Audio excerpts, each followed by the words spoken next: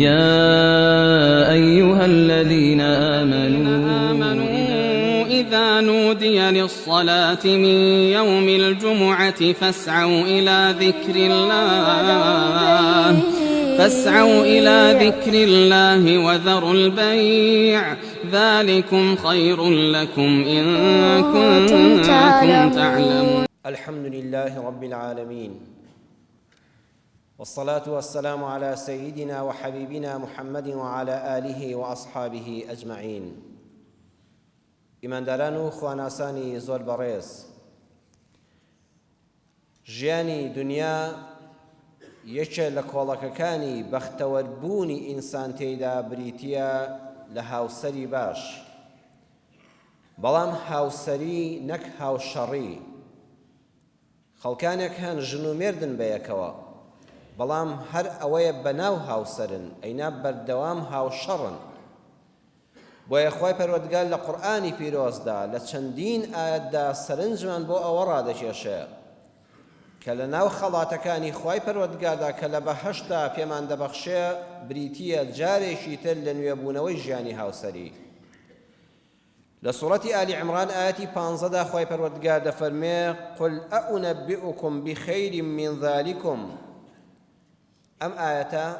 دوای ئاەتی زوینە للناس حب الشهوات من النساء ئەوانە هاتووە. خوا دەفەرمێ واز لە دنیا مەهێنن، دنیاتان بوێ، دنیا پارەی باش و حەڵاڵ، ئۆتۆمبیلی باش، وڵاخی سواری باش بە پێی زەمان، منداڵی ساڵح، کۆشک و تەلار و خانووی جوان، بازاڕ و دوکان. خوا دەفەرمێ ئەمە حەڵاڵ و ڕەوای خۆتانە، ئینسان حەزی پێیەتی. بەڵام ئایا خوا دەفەرمێ لەوە باشترتان پێ بڵێم،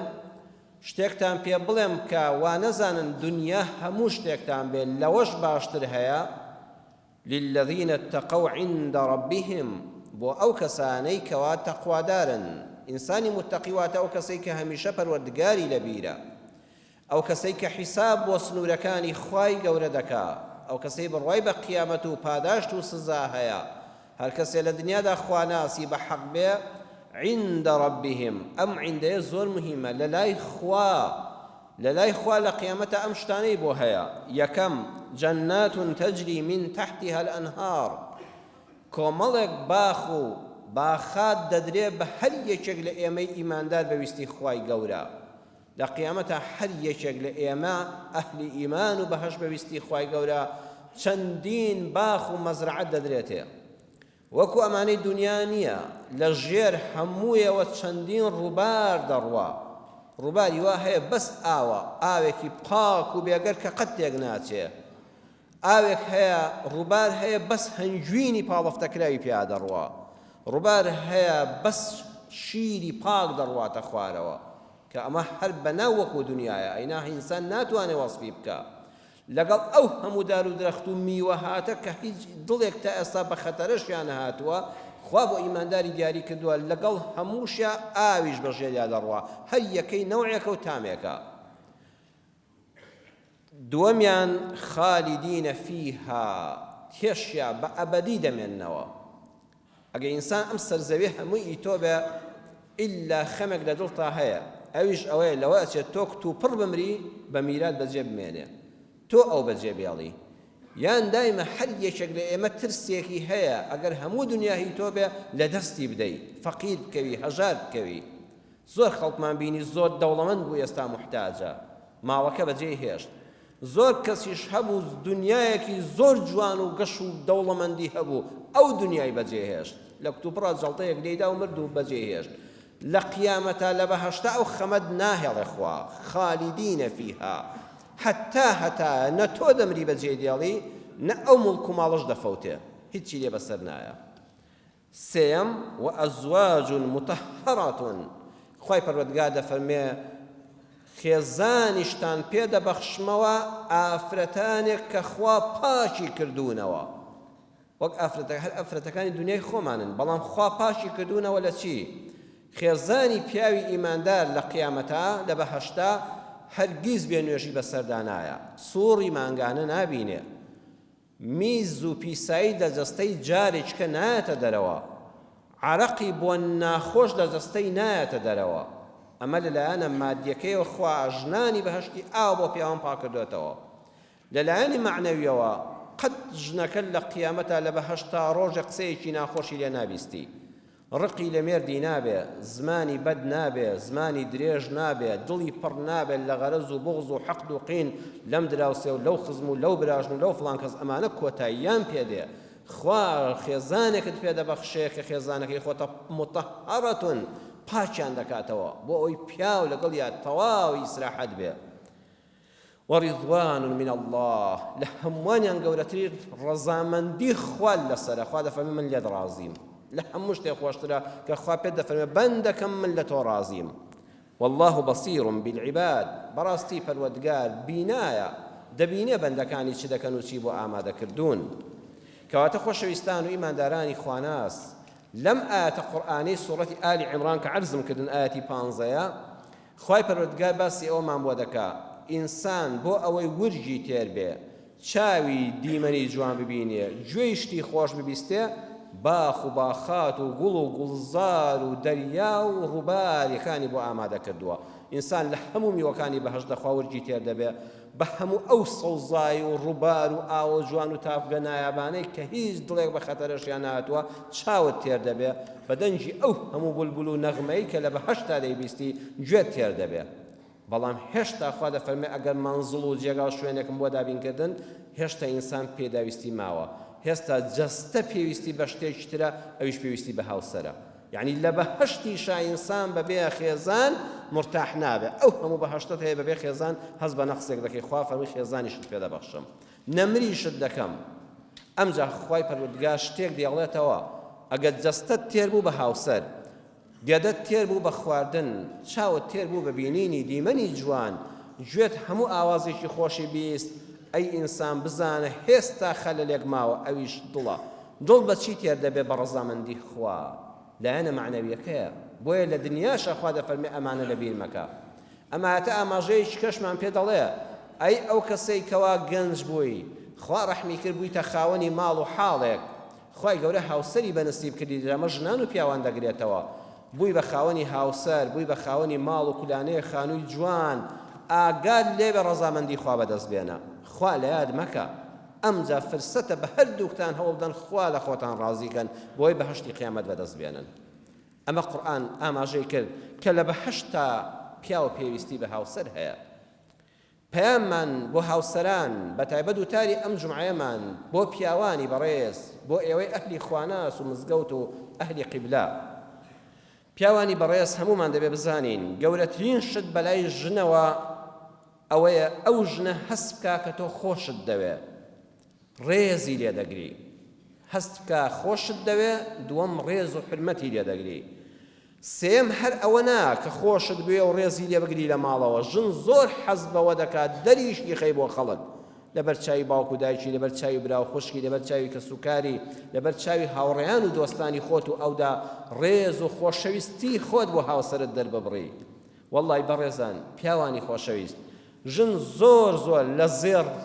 بەتەنەکە و بە چیلۆ زێڕی بۆ بکڕی لە نان و سفرەی ڕازاوە لە خانووی جوان و باش لە هەموو شتێک بەلای ژنەوە گرنگتر ئەوەیە هەست بکا کە پیاوەکەی خۆشی دەوێت کە ڕێزی لێ دەگرێ کە دەری دەبڕێ لە بەرچاوی خەڵکە پێی شەرم نییە ئەمە زۆر گرنگە پیاوانی مسلمان بیزانن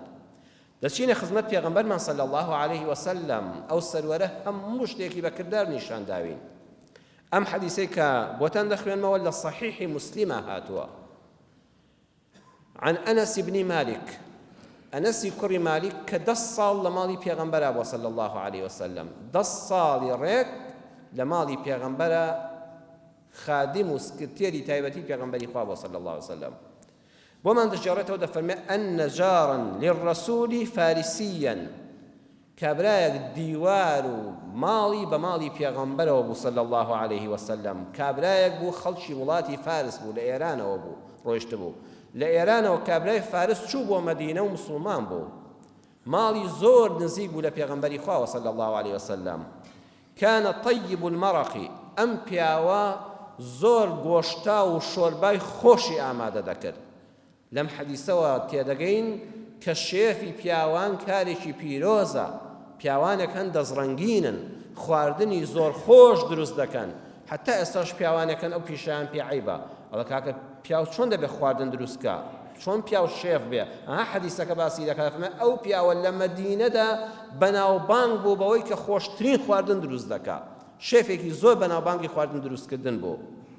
فصنع لرسول الله صلى الله عليه وسلم لو شورباوە بەتامە لەو گۆشتاوە جوانەی کە دروستی دەکرد و چەند مادەی خۆراکی تێکەڵاو دەکرد خواردنێکی پوختی بۆ پێغەمبەر صلی الله عليه وسلم ئامادە کرد ثم جاء يدعوه ئەم جا پاشان هات بانگی پێغەمبەری کرد بۆ ئەوەی بچێتە ماڵ و خواردنەکە بخوا ئەمەش پێمان دەڵێ نابێ هەل لە خۆتەوە خەڵک دعوەتکەی کاکە نەڕێنەوە بۆ ماڵی ئێمە ناشزانی لە ماڵەوە هەرێ نان و ماستان هەیە ئەرێ هیچتان نییە ئەرێ خێزانن نەخۆشە ئەرێ مناڵە سەعی هەیە نابێ کابرا خواردنەکەی تەواو هەموو شتێکی ئامادە کرد بوو ئەمجا هاتە خزمەت پێغەمبەر صلی الله علیه و سلم پێی گوت ئەی پێغەمبەری خوا با بڕۆین بۆ ماڵی ئێمە و ئەو خواردنە تایبەتەم ئامادە کردووە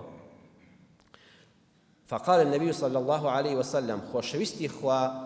ڕێزی لێگرت و سوپاسی کرد و فەرمووی وهذه لعائشة ئەم خواردنەی کە بۆ منە دروست کردووە خواردنی دەستی جەنابەت زۆر بەناوبانگ و بەتامە لەم شاری مەدینەدا بەشی عایشەتەش حازر کردووە عایشەش لەگەڵ مابێ عایشەی خێزانم بێ لێی بخوا ئەویش بۆ میواندارەکە بانکێش دەکەی فقال الرجل لا کابراوتی نەوەڵڵا ئەی پێغەمبەری خوا ناوی عایشەی لەگەڵ نییە بەس جەنابەت بەتەنیا پێغەمبەری خوا صلی الله علیه و سلم فەرمووی لا دەبەخوا منیش نایەم کابرا ڕۆیشتەوە بە ماڵی خۆی پێغەمبەر نەچوو فعاد الرجل يدعوه ماوەیەکی پێچوو کابرا جارش کە هاتەوە خزمەت پێغەمبەری خوا صلی الله علیه و سلم کابرای دراوسەی فارسیەکەی پێغەمبەری خوا صلى الله عليه وسلم يدعوه وتي أي پیغمبری خوا ئەم جارش خواردنەکەم دروست کردوتەوە تشریف بێنە بۆ ماڵمان و لە خزمەت تا بم و لەم خواردنە خۆشە بخۆی فقال رسول الله صلى الله عليه وسلم وهذه فرمووی عایشەی لەگەڵە عایشەش بێنم بۆ ئەو خواردنە فقال الجار لا کابرای دراوسەی پێغەمبەر صلی الله علیه و سلم والله عایشەی لەگەڵ نیە بەس بەتەنها خۆت وەرە ئەی پێغەمبەری خوا صلی الله عليه وسلم فقال رسول الله صلى الله عليه وسلم لا فەرمووی دەبەخوا منیش نایەم دیسان دعوەتەکە تێکچۆوە ثم عاد يدعوه ثم ئەم جاریان زۆرتری پێچوو جاری کە فەرمووی فعادە ثم بۆ تەراخیە ماوەیەکی پێچوو لەوە چێت دوو سێ مانگێکی پێچوو بێ يدعوه هاتەوە بانگهێشتی پێغەمبەری خوای کردەوە صلى الله عليه وسلم بۆ ئەو خواردنە فقال رسول الله صلى الله عليه وسلم وهذه پێغەمبەری خوا فەرمووی ئەم جارش پێت دەڵێمەوە عایشەم لەگەڵ بێ ئەویش لەو خواردنە خۆشە بخوا قال نعم وتي أرى والله أي پیغمبری خوا أم جارة بابه في الثالثة لجاري السيما كابراوتي بالله أم جارة بابه أي پیغمبری خوا صلى الله عليه وسلم فقاما پیغمبری خوا شو مالوا خبرك أم جاب عائشة وتفرمي دعوتي لمالي فلان شيفي بناو بانك خواردني زور خوشو بانك يشتي هردوك ماني كدو بابروين فقاما هردو كان خلصان لقل خاتو عائشة دا يتدافعاني بيش بركيان دكت جاري پیغمبر پیش دکود جاري عائشة پیش دکود حتى أتيا منزله تا گەیشتنە ماڵی کابرای فارس و دانیشتن نانەکەیان بەیەکەوە خوارد لەم فەرمودەی کە بۆم خوێندنەوە لە صحیحی موسلیمە چەند وانەیەک وەردەگرین یەکەمیان پیاو نابێ خۆپەرست و ئەنانی بێ تۆ ئەو کاتێک کە کوڕ بووی لە ماڵی باوکتا بووی و سەربەخۆ بووی ئازاد بووی بەڵام کە هاوسەرت بۆ پەیدا بوو ژنت هەبوو ئەبێ خۆپەرستیت بەلاوە بنەی خۆپەرست و ئەنانی نەبی لە خەوە زۆر گرنگە پیاو هەتا خێزانەکەی نەخەوێ هەوڵ نەدا مەگە زۆر ماندوو بێ حاڵەتی تایبەتی هەیە ئەینا هەوڵدا بەیەکەوە بچنە سەر جێگای خەوتن و بەجێ نەهێڵێ لە خواردنە شتێک ناچار بووی لە دەرەوە بۆ خۆت خواردنێکی باشت خوارد هەوڵ بدە بە خێزان و مناڵەکە شتی بەریەوە لەبیرت بێ لە سەردانە بە تەنیا مەچۆ بە ئەویش لەگەڵا بێ بۆ هەردووکتان حورمەتە لە سەفەرە گونجا بەیەکەوە سەفەر بکەن لە جلوبەرگێکت بۆ خۆت کرد چەند خۆش ئەو خێزانە چەند هەز بە مرتاحی دەکا ئەگە پارچەیە قوماشی لەچکێک بێ ماکسیەک بێ جلێکی کوردی بێ خۆت بۆی هەڵبژێری بڵێ جلم بۆ خۆم کرد بوو قاتێ جلوبەرگی کوردیم بۆ خۆم کردم و ویستم ئەم دیارەش بۆ تۆ بکڕم ئەوە ئەنانێتی تۆ لا دەبا ئەو ژنە چەند دڵی پێخۆش دەبێت کە لەو کاتەیە تۆ ئەو لەبیر بووە کەواتە خەڵ یەکەم پێغەمبەری خوا صلی الله علیه وسلم لەم خواردنە بە تامەی ئەم پیاوەدا ئەنانێتی واز لێهێنا خێزانەکەی لەبیر بوو دووەمیان ڕێزگرتنی ژن پێغەمبەری خوا صلی الله عليه وسلم لە حەدیثی مسلمە هاتۆ کە فەرموویەتی إذا دعي أحدكم إلى طعام فليجب ئەگەر کەسێ دعوەتی کردی وتی با بڕۆین بۆ ماڵی ئێمە و دعوەتی کردی و بانکێشتی کردی وەڵامی بدەوە چۆ فإن شاء طعم ئەو کاتی چوویتە سەر سفرە و خوانەکە ئەگە خواردنەکەت بەدڵ بوو بەڵام مەژڵێت چیمان هەیە حەدیسەکە مەڵێت چیتان هەیە بۆ بێم ئەوە مەپرسە بڕۆ بەدەمیەوە ئەگە سفرەکە و خوان و سینیەکە دانرا حەزت لێ بوو تەبیعەتی تۆ دەیبێت ئەوە بیخۆ وئین شاء تەڕەکە ئەگەر تەبیعەت نەیدەبێت خۆت بخافڵێنە بە دووسێ پار و سەوزە و هینەوە و وازی لێ بێنە و مەڵێ داوای خواردنی تر مەکە زۆر کەس بەداخەوە هێشتا ئەو ئەدەبی ئیسلامی فێر نەبووە لە ماڵێکە وەڵام من ئەوەم پێ ناخورێ و من ئەوەمەوە ئەوە تۆزە سوێرە و حەزاب ڕووبیان و فەقیرە خێزانی ماڵ نازانێت چی بۆ ئامادەکە خۆت بخافڵێنە ئەگەر نانی وشکیت خوارد بێ و پارچەیە سەوزەت پێوە خوارد بێ خۆت بخافڵێنە هەتا ناخواردنەکە کۆتایی پێدێ وازی لێ بێنە داوای شتی تر مەکە ئیمامی نەوەوی لە شەرحی صەحیحی موسلیمە دەفەرمێ بەڵام هەموو کات کەسێ دەعوەتی کردی واجب نییە بچی ئەزیزم بۆ نمونە مەجلیسێک عەرەقی تیا بخورێتەوانێ نابێت تۆ بچێ ناوێەوە مەجلیسێک قوماری دوایی تێدا بکرێت دوای نانخواردنەکە نابێت بچی کەسێکی بێحورمەتی دەبوو لە ڕووی جەنابتان مەجلیسی هەرزەکاران بوو لە کەسایەتی بەڕێز نەدەوەشایەوە مافیەوە هەیە بڵێ بەخوا من حەقی ئەو مەجلیسانم نییە بۆ تەمەنی من ئەوە ناشێ نەچی کەسێکت ڕق لێ بوو ئەویش دەعوەت کرابوو با مەجلیسەکە بەهۆی تۆ ئەوە نەشێوێ تۆ قسە لەگەڵ ئەو نەکەی و سەلامی لێ نەکەی ڕوو بکەی بەولاوە و خەڵکەکەش دڵگران بێ کە زانیت کە فڵان کەسیش دەعوەت کراوە کە تۆ لەگەڵ تەبیعەتی تۆ ناگونجێ حەزت بە چارەی نییە ئەو عزرە مەچۆ با لەوێ مەجلیسەکە بەهۆی تۆ ئەوە تێک نەچێ و خەڵک حەز بە ناخۆشیتان نەکا هەر یەکتر نەبینن باشترە کەسێک زانیت بۆیە دەعوەتت دەکا کارێکت پێ بکە مەسئولێک پلە بڵندێک لێپرسراوی فەرمانگەیە کابرا بۆیە دەعوەتی دەکا زانی بۆیە دەعوەت دەکا هی پیاوەتی و مەردایەتی نییە ئەوە ئیشێکی پێیەتی دەوێت ناقانونیەکی پێ بکە ئەوێ واستەیەکی پێ بکە نابێ ئەو دەعوەتە قبوڵکەی کەسێک زانیت منەتت بەسەرا دەکا پاشی 10 ساڵی کەش بێت کاکە فڵان کەس ڕۆژە فڵان کەسم دەعوەت کردبوو زانیت ئەهلی منەتە نابێت بچی بۆ دەعوەتەکەی ئەبێ خۆ پارێزی لە پێناوی پارۆنانێک و دەعوەتێکە کەسایەتی خۆل لە کەدار نەکەی نانی وشکی ماڵی خۆت بخۆ بەڵام منەتی خەڵق قەت قبوڵ مەکە ئەگە ترسای خوا نەخواستە ڕۆژە منەتت بەسەرا بکرێتەوە بە چاوبەرەژێر بێەوە ئەو نانە سونەت واز لێبێنی و واجب نییە بچی پێغەمبەری خوا صلی الله علیه و سلم لەم مەوزوعی دەعوەتەدا کە باسمان کرد هیچی ئەمانە نەبوو کابرا بە ئەخلاق بە ڕەوشت بە حورمەت پیاوێکی دەستپاک چێشتی نانی خۆش ماڵێکی حەڵاڵ کەسی تری نەبوو غەری پێغەمبەری خوا کەسێکی دەعوەت نەکرد بوو بەڵام پێغەمبەری خوا تەنها و تەنها لەبەر حورمەتی عایشە نەچوو فەرمووی ئەگەر ئەوم لەگەڵ نەبێ دوو جار ڕەتی کردەوە لە جاری سێمە کە کابرا و کتی نەعەم فەرمووی دەی منیش دێم ئەمجا بەڕێزان سەیری حەدیسەکە کە نەچوو بە عایشە بڵێ عایشە وەڵڵی بۆیە چون پێشم وتم با عایشە بێ کەچی وتی وەڵا نەیە ئیتر ناچە بەخوا باسی تۆشم کرد بەوەی نەچووم باسم کرد ئەو خۆی کریمەیە ئەمەی بۆ عایشە باز نەکرد نەیفەرموو ئەگەر پێی وتمەوە ئەم جارە ئەرێ بچم یان نا وەڵی پێم عیبوو بۆیە چووم ئەینا تۆم لەبیر بوو لە ماڵەوە باسی نەکرد تا ئۆکەی لە کابرا وەرنەگرت تا ڕێی ئەوی وەرنەگرت داوەتەکەی قبوڵ نەکرد و ئەمەشی نەکرد بە منەتێک بەسەر خات و عایشەدا سێم کۆمەڵگەی کراوە و ڕێزگرتن لە ماڵ و کەرامەتی ماڵ پێغەمبەری خوا صلی الله علیه و سلم پرسی بە خاوەن ماڵ کرد کاکە تۆ منت دعوت کردو سوپاست دەکەم ئایا عایشەی هاوسەریشم بێ ئەو حورمەتی ماڵە یەکسە پێغەمبەر صلی الله علیه و سلم نەیفەرموو زۆر چاکە تۆ بڕۆوە من دێم یەکسە عایشەش لەگەڵ خۆیان بەرێ ئەم ماڵە خواردنی یەک کەسی تیا ئامادە کراوە لەوە چێ ڕاخەری یەک کەسی تیا ئامادە کرابێ با پێغەمبەری خوش بێ کە هەموو ماڵەکانی خۆی بوون نابێ حورمەتی ماڵ بەبێ پرسی خاوەن ماڵ بشکێندرێ وەڵاهی وان بینیوە دعوت کراوە يعني لەگەڵ ڕێز و حورمەتم بۆ جەنابتان هەرچی لە بازاڕش تووشی وە بانجی کردو کاکە با بڕۆی من دعوەتم کوڕە قەیچێکا چوار پار و زیادیش دروست کراوە ئەمە شەرعی نییە شەرعی نییە نابێ بە پرسی خاوەن ماڵ ئەویش نابێ لە ڕوودا بمێنێ تەلەفۆنی بۆ بکەی ئەرە کاکە 2 میوانم هاتووانیش لەگەڵ خۆما بێنم کوردەواری بەخوا پێی عیبێت وەڵا کاکە چواریش بێ بیێنە ئەوە حرامە ئەبێت دڵنیابی 100% کابرا ئاوان بەڕوونی دەڵێن نەوەڵامەیە ئەبێ حورمەتی ماڵ بگیرێ ئەو حرەمە زۆر گەورەیە ئێمە زۆر شتی کوردەواریمان تێکەڵاو لەگەڵ ئیسلامەتی تێکەڵاو کردووە کابرا لە 6 ڕۆژ دەبێت دەرگا کراوە بێ شەو ڕۆژ دەرگا کراوە نییە حورمەت و حرەمی ماڵ پرس و ڕاوێژی تایبەتی هەیە دەچێت فەرمانگەیەکەوە بۆ لای وەزیرێک مدیر عامێکە تا لە پرسگە نەچی کاکە نایڵت دەرگا بکەیتەوە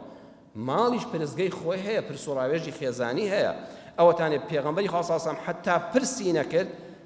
بەڵێی لە کابرا وەرنەگرت خات و عایشەی لەگەڵ خۆیدا نەبێت خاوەن ماڵی فارسیش چەند ڕۆشنبیرانە بیری کردەوە زۆر بە ئاسانی وتی نەوەڵا بە عایشە نەیە ئەها 2 جار ڕەتی کردەوە نەیگو کوڕەڵا عیبە پێغەمبەر چۆن لە ڕوون بێ بڵێم مەیە نەخێر ئەم کاتە ئەم خواردنە بۆ یەک کەسە و من ئامادەی یەک میوانداریم تێدا هی دوو کەسم تێدانێ کە خێزانەکەشت بێ بە ئاسانی وتی نەیە. ئیمامی نەوەوی دەفەرمێ بۆیە فەرموویمەیە خواردنەکە کەم بوو، یعنی بەشی بەس پێغەمبەری خوا حەزی دەکرد بە تێر و تەسەلی لێ بخوا و شتێکیش بمێنێتەوە وەکو بەرەکەت منداڵەکانی لێ بخۆن. خواردنەکە کەم بوو بۆ لە جاری سێما زۆری کرد، عایشەشی قبوڵ کرد. پێغەمبەری خوا صلی الله علیه و سلم چەند ڕۆشنبیرانە و دڵگەورانە بیری کردوتەوە، عاجز نەبوو. بڵێ کاکە جا تۆ پارێ نانت حازر کردەوە، من دەم خێزانەکەم بڵێ ئەوە دوو جار لەی نەوەڵانەیە وەرە ئەو کەوچکە شۆربایام هەر نەخوارد، خۆی تووڕە نەکرد، زۆر بە سادەی وەریگرت، زۆر بە نۆرماڵ و ئاسایی وەریگرت. کەسیش لە شاری مەدینە ئەمەی نەکرد بە دەنگ و باس، بڵێن کاکە خواوەرە دەعوەتەکەی فڵان کەس ئەوە پێغەمبەری خوا صلی الله علیه و سلم عەزیەتدا، کاکە دەعوەتی دەکەی پێی دەڵێ پێغەمبەری خوا یەک نەفەری لەگەڵە خێزانەکەی عایشە خۆنە مناڵیان هەیە نەهیز بابێ، کەس ئەمەی باز نەکرد. والله لە کۆمەڵگەی ئەمە شتێکی ئەوە ڕوو بدا مەدیسە و مەدیس دەجێڕدرێتەوە. خەڵک زۆر بە ئاسانی ئەمەی وەرگرت و مافی خۆی بوو، وەختێکیش ئامادە بوون چوون. دەرسی چوارەم فەقاما یەتەدافعانی، سەیری حەدیسەکە کەن دەفەرمێ کاتێک ئیمامی نەوەوی لە شەرحی صحیح مسلم دەفەرمێ یەمشی كل منهما في أثر صاحبه. پێغەمبەری خوا صلی الله علیه و سلم لەگەڵ خات و عایشەدا شوێن پێ یەکیان دەکرد، جارێ پێغەمبەر پێش دەکەوت، جارێ عایشە پێش دەکەوت، مسابقەیان دەکرد لە کۆڵانەکانە لە ڕۆیشتنە، یعنی لە خۆشی ئەوە. ففي هذا بيان فرحتهما بأن يكونا معا في تلبية الدعوة. ئیمامی نەوەوی ڕەحمەتی خوای لێ دەفەرمێ لەم ڕۆیشتنەدا لەم ڕۆژنە شێوازە سەیرەدا خۆشحاڵی پێغەمبەری خوا و خات و عایشەی تیا دەبیندرا کە چەند خۆشحاڵن بە یەکەوە دەڕۆن و لە نانی کابرایەکی دراوسیان دەخۆن و لە دەعوەتێک دەخۆن. یعنی خۆشحاڵی زۆریان پێوە دیار بوو. ئەم ڕێزگرتنەی پێغەمبەر صلی الله علیه و سلم بۆ خات و عایشە زۆر لە نانخواردنەکە بەلایەوە گەورەتر بوو، زۆر بەلایەوە گەورەتر بوو. بە یەکەوە دەڕۆن. لەم دەرسەشەوە ئەو وەردەگرین وەڵای خەڵکم بینیوە گەنجێکە دەستی خێزانەکەی گرتووە لە بازاڕە، کاکە وڵات شێواوە خەریکە بینە خوا غەزەبی لێگرتین ێ با بە حەڵاڵی خۆیەتی. پێغەمبەر صلی الله علیه و سلم لە ناو مەدینەوە دەڕوا، پێغەمبەری خوایە ڕئیسی دەوڵەتە، خێزانی خۆیەتی بە شێوازێکی گاڵتە ئامێز دەڕۆن یەتەدافعانی، ئەو پێش دەکەوێت ئەم دێتە دواوە. خەڵکی ئێمە ئەوانە بە هەم بەدین نازانێ، بە عەیبەی دەزانێت کاتێ عەیبە نییە، بە پێچەوانەوە خۆشەویستی بڵاوکردنەوەیە. خۆزگە هەموو شنوێردەکان لە بازاڕە دەستیان لە ناو دەستیەکە بوویە، لێشی بزر ناوێ بەلایەکەدا ناڕۆ، دڵیشیان لای یەکە و کەسێک کەش چاو لەو ئەدەب و حرمەتە دەکا، نەک 100 مەتر لێی دوور بێ بە ئاوێنەش نەیدۆزێتەوە. ئەوە دینی ئێمە پێغەمبەری ئەکرەم صلی الله علیه وسلم ئەم هەموو نمونە جوانە خێزانیانەی نیشانی پیاوانی مسلمان داوە. پاشان لەو حەدیثەوە خۆشەویستان دڵپاقی پێغەمبەری خوا صلی الله علیه وسلم وەردەگرین. پێغەمبەری خوا صلی الله علیه وسلم نافەرمێ ئەو پیاوە نەخزممە نەناسیاومە نە هیچمە پیاوێکی بێگانە چۆن ژنەکەم. عایشە ژنێکی گەنج حتا بڵی جوان بووە، جوانترین ژنانی سەردەمی خۆی بووە. پێغەمبەری خوا نەیفەرموو چۆن دەت بەمە ماڵی پیاوێکی بێگانە، لەگەڵ خوا بردی وەلەوێ لە یەک مەجلیسا دانیشتون. ئێستاش پیاوی کوردەواری وامان هەیە لەگەڵ ڕێز و حورمەتم بۆ هەموو لایەک. ئێستاش وایە کە میوانی هات هەموو دەرگاکاندا دەخا، ژن نابێ بە خێراتنی میوان بکە، نابێ بێ لە مەجلیسا دانیشە، حرامە، بێشەرعیە، تەماشا. ئەی بۆ پێغەمبەری خوا خێزانەکەی برد بۆ ماڵی کابرایەکی بێگانە. دەبێت پیاوی مسلمان دڵ و دەرونی خاوێن بێ، دڵپیز نەبێ، بە گومان نەبێ لە خێزان و مناڵی خۆی، لە خەڵکیش بە تایبەتی. هەروەها بۆیە پێ ئینسانی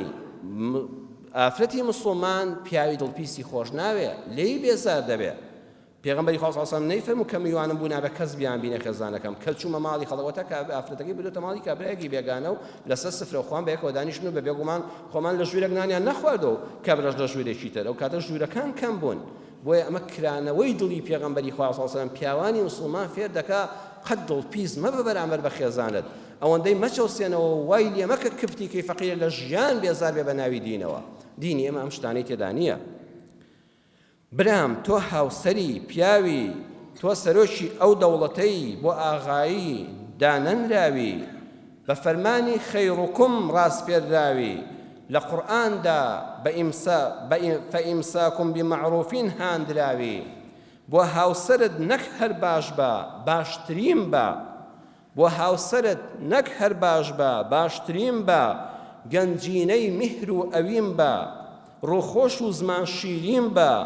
ژن پیاوی مۆنی خۆش ناوێ، دەم بە خەندە و پێکەنین بە. پیاو دەبێ وەفادار بێ بەرامبەر بە هاوسەری.